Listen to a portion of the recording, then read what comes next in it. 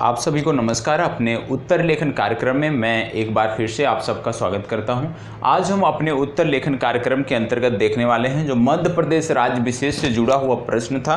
प्रश्न पूछा गया था मध्य प्रदेश के 2018 में पूछा गया प्रश्न है, मध्य प्रदेश के जनजातीय क्षेत्रों का उल्लेख करते हुए उनकी समस्याओं का वर्णन कीजिए। सिंपल सा प्रश्न है। यदि आप राज्य विशेष के प्रश्नों को देखते हैं तो बहुत ही साधारण प्रश्न होते हैं और आसानी से समझ में भी आ जाते हैं। प्रश्न एक बार फिर से मैं पढ़ दे रहा हूं। मध्य प्रदेश के जनजातीय क्षेत्रों का उल्लेख करते हुए उनकी समस्याओं का वर्णन कीजिए। तो सबसे पहले आपको बताना था कि मध्य प्रदेश के जनजातीय क्षेत्र कौन कौन से हैं। अपने उत्तर के प्रथम आधे भाग में आपको बताना था कि मध्य प्रदेश के जनजातीय क्षेत्र कौन कौन से हैं या मध्य प्रदेश के किन क्षेत्रों में जनजातियां निवास करती हैं। दूसरे आधे भाग में आपको बताना था कि उनकी समस्याएं क्या हैं। तो चलिए देख लेते हैं इसका बेहतर उत्तर किस तरह से लिखा जाना चाहिए, किस तरह से आप सबने प्रयास किया है और आप सबने बहुत सारे लोगों ने बेहतर प्रयास किया है, बेहतर उत्तर लिखकर भेजा है। तो सबसे पहले आपको बताना होता है कि भाई जनजातीय क्या है या मध्य प्रदेश के संबंध में जनजातीय कहाँ पे रहती हैं, क्या हैं। तो आपको बता दें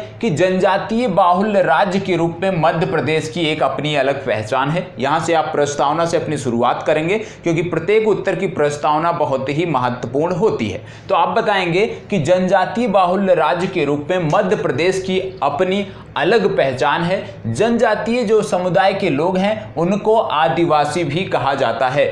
जनजातीय समुदाय के लोग एक निश्चित क्षेत्र में निवास करते हैं। इनकी अपनी अलग भाषा होती है, इनकी अपनी अलग संस्कृति होती है और इनकी अपनी अलग रीति और परंपरा होती है। इसके बाद आप बताएंगे कि मध्य प्रदेश, क्योंकि मध्य प्रदेश की बात हो रही है, तो मध्य प्रदेश में 3 सबसे बड़ी जनजाति हैं जिसमें भील, गोंड और कोल आते हैं। इसके अतिरिक्त मध्य प्रदेश राज्य सरकार के अंतर्गत, मध्य प्रदेश राज्य के अंतर्गत बैगा, सहरिया और भारिया को विशेष पिछड़ी जनजाति भी घोषित किया गया है। यदि आप इतना बता देते हैं तो निश्चित रूप से एग्जामिनर के ऊपर एक सकारात्मक प्रभाव आपका पड़ेगा और निश्चित रूप से आगे का जो भी आपका उत्तर होगा वो यहीं से डिसाइड हो गया यदि आपने प्रस्तावना बेहतर लिखी है। अब आपको बताना था मध्य प्रदेश के क्षेत्रों के बारे में कि किन क्षेत्रों में मध्य प्रदेश की जनजातियां पाई जाती हैं या जनजातियां रहती हैं। तो सबसे पहले यदि आप देखेंगे तो मध्य प्रदेश का जो मैप है, यदि आपने देखा होगा तो मध्य प्रदेश का जो मैप है, मध्य प्रदेश के चारों बॉर्डर के चारों तरफ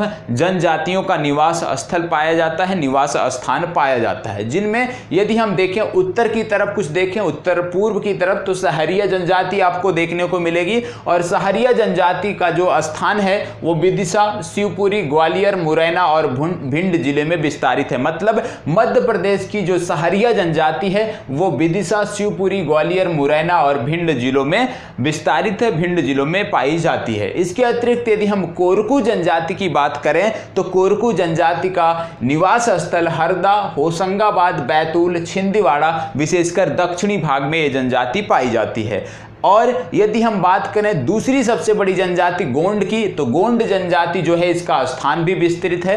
ये सबसे ज्यादा जिलों में यदि हम देखें तो गोंड जनजाति ही मध्य प्रदेश में पाई जाती है। इसमें आप देखोगे बालाघाट, मंडला, जबलपुर, दामोह, होशंगाबाद, बैतूल, छिंदवाड़ा, इन सब जिलों में गोंड जनजाति के लोग निवास करते हैं। भील जनजाति की यदि हम बात करें तो क्योंकि मध्य प्रदेश की सबसे बड़ी जनजाति है तो ये देखने को मिलता है रतलाम, झाबुआ, थार, अलीराजपुर, इन जिलों में आपको भील जनजाति के निवास स्थल पाए जाते हैं। भील जनजाति से जुड़े हुए, भील समुदाय से जुड़े हुए लोग रहते हैं। इसके बाद बैगा की बात कर लीजिए। बैगा जो जनजाति है विशेषकर पूर्वी भागों में पाई जाती है, जिनमें शहडोल, अनूपपुर और डिंडोरी जिला शामिल है। यदि हम कोल जनजाति की बात करें तो कोल जनजाति जबलपुर, रीवा, इन क्षेत्रों में पाई जाती है, जिनमें सीधी और सतना भी आते हैं। तो इस प्रकार से आपको बता देना था जितनी कम से कम आप 4 से 5 जनजातियों के बारे में, यदि सबके बारे में नहीं लिख पाते हैं तो कम से कम बैगा, सहरिया और भारिया, क्योंकि ये पिछड़ी जनजाति घोषित किया गया है, विशेष पिछड़ी जनजाति, तो इनके बारे में आप बता दीजिए। 3 जनजातियां जो मध्य प्रदेश की 3 सबसे बड़ी जनजातियां हैं इनके बारे में बता दीजिए। यदि सबके बारे में जानकारी नहीं है कोई दिक्कत नहीं, लेकिन यदि आप इन 6 जनजातियों के बारे में लिख देते हैं, इनके स्थान के बारे में लिख देते हैं तो निश्चित रूप से आपको बेहतर अंक मिलेगा। अब आपका एक भाग उत्तर का समाप्त होता है। प्रस्तावना लिख दिया।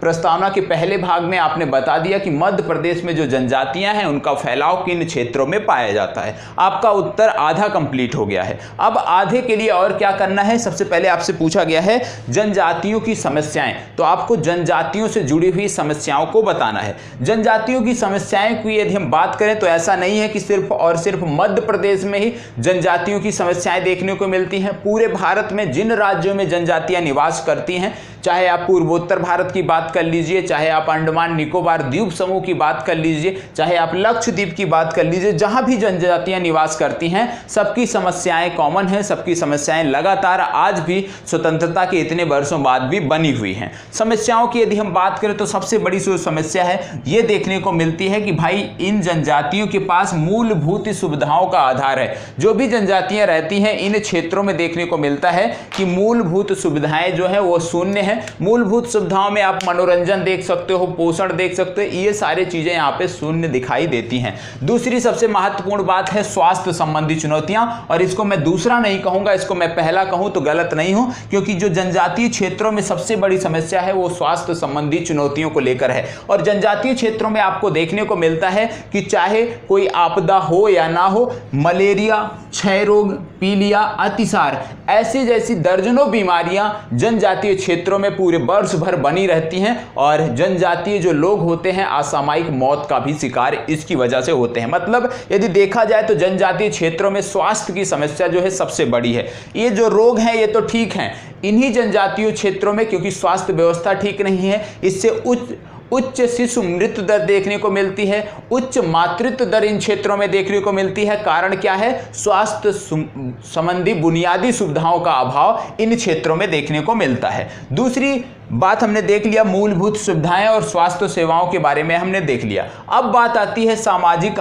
संपर्क और अस्पृश्यता की। इन जो जनजातियों को क्या है कि भेदभाव तरीके से अस्पृश्यता के भाव से देखा जाता है। इन जनजातीय समूहों के लोगों को जो है उस तरह की छूट, जो हमारा सामाजिक ताना बाना है उसमें इस तरह की छूट नहीं दी जाती है कि आम जनता से ये घुल मिलकर रह सके। तो इस प्रकार की जो समस्याएं हैं, मतलब जो सामाजिक संपर्क की समस्या है वो भी जनजातीय क्षेत्रों में बहुत ही विकट है। इसके बाद यदि हम देखें तो गरीबी और ऋणग्रस्तता तीसरी जो सबसे बड़ी समस्या है। पहला स्वास्थ्य हो गया, दूसरा सामाजिक संपर्क की यदि हम बात कर लें तो तीसरी सबसे बड़ी समस्या है गरीबी और ऋणग्रस्तता। इसके कारण क्या होता है कि इन जनजातीय क्षेत्रों में या तो जो मानव तस्करी होती है, बच्चों की मानव तस्करी होती है, दूसरा जो महिलाएं होती हैं क्योंकि ऋणग्रस्तता और गरीबी यहाँ पे व्याप्त है तो ये जो है वेश्यावृत्ति के धंधे में उतर जाती हैं, वेश्यावृत्ति के क्षेत्र में दलदल में धंसती चली जाती हैं। तो वेश्यावृत्ति और मानव तस्करी ये दो जो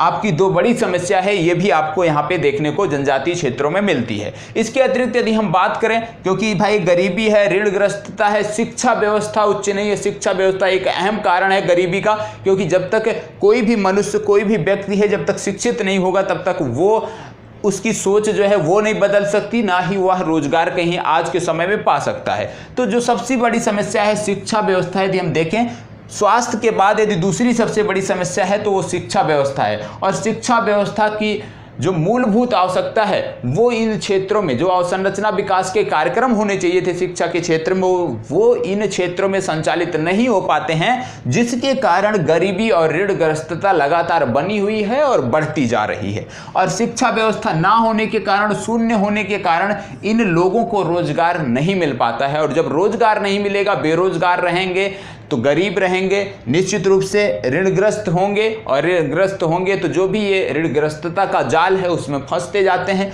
बेरोजगारी की वजह से मानव तस्करी और वेश्यावृत्ति जैसी घटनाएं, जैसी कमियां इन क्षेत्रों में देखने को मिलती हैं। तो एक प्रकार से आप जो भी समस्याएं हैं, क्योंकि आप सब मध्य प्रदेश राज्य से जुड़े हैं तो निश्चित रूप से आप इनकी समस्याओं को मुझसे बेहतर जान सकते हैं, तो इनकी समस्याओं को आपको लिखना चाहिए। अब बात आती है कि क्या हमने समस्याएं बता दिया, क्षेत्र बता दिया, प्रस्तावना लिख दिया तो क्या हमारा उत्तर समाप्त हो गया? नहीं, आपको प्रत्येक उत्तर में कंक्लूजन, निष्कर्ष अवश्य लिखना होता है। अब इसमें आप निष्कर्ष में क्या लिखोगे? आप लिखोगे हालांकि जो सरकार है, चाहे केंद्र सरकार हो या राज्य सरकार हो, अपने स्तर से इन जनजातीय लोगों को इन जनजातीय क्षेत्रों में विकास करने के लिए प्रयासरत है, इन जनजातीय लोगों को मुख्य धारा में लाने के लिए प्रयासरत है, लेकिन जो हमारी मशीनरी है, जो क्रियान्वयन एजेंसी है, वह उतना सफल तरीके से, उतना बेहतर तरीके से इन क्षेत्रों में कार्य नहीं करती है, जिसके कारण इनकी समस्याएं आज भी बनी हुई हैं। यहां तक कि जो सरकारी योजनाएं केंद्र सरकार या राज्य सरकार द्वारा इन लोगों के लिए चलाई जाती हैं, उन योजनाओं का भी क्रियान्वयन नहीं हो पाता है। इन जनजातियों को योजनाओं के बारे में पता ही नहीं होता है। तो समस्या क्या है? सरकार के स्तर पर समस्या नहीं है, मशीनरी, क्रियान्वयन मशीनरी जो है वहां पे समस्या है। और निश्चित रूप से सरकारों को ध्यान देना चाहिए, क्योंकि ये चीजें सबके संज्ञान में है। ऐसा नहीं है कि सरकारें अनभिज्ञ हैं, उनके जानकारी नहीं है कि क्रियान्वयन हो रहा है या नहीं हो रहा, सबको जानकारी है। लेकिन क्या है कि जो एक होता है दृढ़ इच्छा शक्ति, तो वो दृढ़ इच्छा शक्ति नहीं दिखाई देता, जिसके कारण आज भी ये समस्याएं बनी हुई हैं। तो एक बेहतर उत्तर कैसे लिखा जा सकता है? अपनी तरफ से पूरा प्रयास किया है और यही एक बेहतर मॉडल हो सकता है। यदि इसके आसपास आप अपना उत्तर लिखते हैं तो आपको बेहतर अंक मिल सकते हैं। तो आज यहीं पे अपनी चर्चा इस उत्तर के साथ ही समाप्त करते हैं। कल फिर मिलेंगे एक नए उत्तर के साथ। तब तक इसी प्रकार हमारे साथ बने रहें और यदि अच्छा लगता है तो ज्यादा से ज्यादा अपने मध्य प्रदेश के भाई बहनों के साथ शेयर करें। धन्यवाद।